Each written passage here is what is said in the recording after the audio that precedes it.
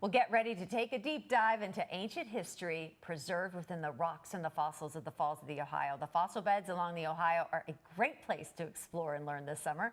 Joining me now with more on everything that you can do there is interpretive naturalist and park paleontologist Alan Goldstein. Alan, thanks for coming by Great Day Alive. Great. You know, this is like school may be out, but you know, the Falls of the Ohio, I feel like are always open for you to go and explore anytime. Yeah, and the summer is really a good time to explore. It's a great time. Yeah. Right, like what are you seeing water-wise? Like the river is low. Okay. It's up a little bit from the rain we had this past week, but it's the fossil beds are still very well exposed. And you can come pretty much anytime the park opens, which is just daylight hours for all practical purposes, and wander down on the fossil beds on your own. Yes, we do hikes, and I'll talk about them in a bit, but the fossil beds are accessible from anybody that wants to come and see them. And it's a really large area. How large of an area is the Falls of the Ohio where you can explore? Well, there's two parts to the falls. We focus mostly on the Indiana shoreline, and that's about maybe 15 acres or 20 acres. Jeez, but that's a lot. That'll keep the kids busy all day long. And then in August and September, the Corps of Engineers close the gates, and then people can walk across the spillway into the outer fossil beds. That's another 150 acres or so. So there's lots of fossil beds to be explored. Well, I feel like in July, the kids start to get bored, and parents are always struggling for things to do, and I think this is a great thing. And you have a lot of great kind of educational things, planned walks. Correct. If you want something guided that you can do, what do you have this month? Well, so for example, on Mondays and Tuesdays, we have 1 o'clock and 3 o'clock fossil programs. Our 1 o'clock programs are always a hike on the fossil beds. It's kind of before it starts really getting hot out there.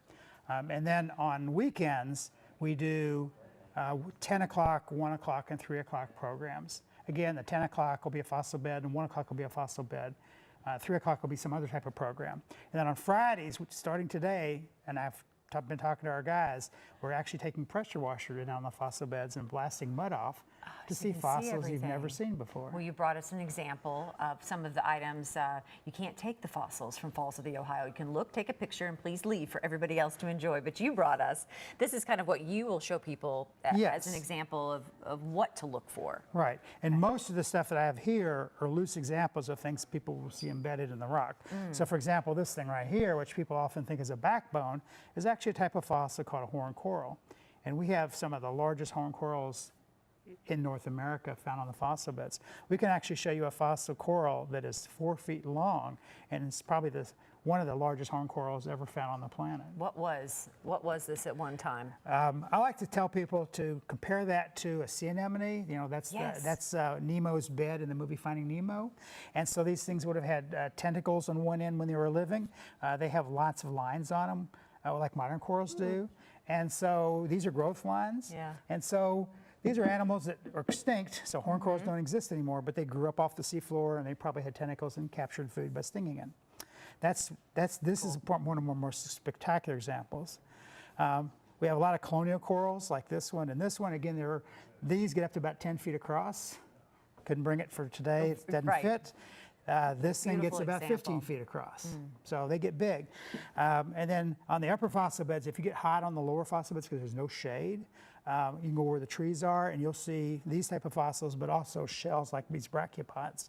Brachiopods are Kentucky state fossil, and they're all over the upper fossil beds. You can find these a lot. I feel like once you go and explore at the Falls of the Ohio, you will never look at an average creek the same way again. Yes. You will start digging through it to see if you can find something like this. Yeah, I mean, these fossils are very widespread underneath the Louisville area. Beyond July, you have an August and an October big event that you wanted to mention, because mark these on your calendar. Yeah. So the Saturday before Labor Day weekend, we do an event called Digging the Past. It's a day-long activity that focuses on archaeology and paleontology. People don't realize there's actually a difference, because both mean the study of ancient things, but archaeology is people related and paleontology is nature related. And so that's a day-long program on the 26th of August. And then our building reopens after the HVAC renovation on October 16th. And so we're going to be back to what I call normal, whatever normal is. Have it back open again, kind of your main visitor center, right? Yes. We're looking forward to that. Right now it's very empty as far as the building is concerned. Well, I know it's going to be bigger and better than ever. Alan, thank you so much for coming by and bringing the examples. So stop by and see Alan if you want to head out on any of the tours and the events that are coming up July. Also in August, we have everything linked up for you. Just head on over to fallsoftheohio.org for a complete list of events.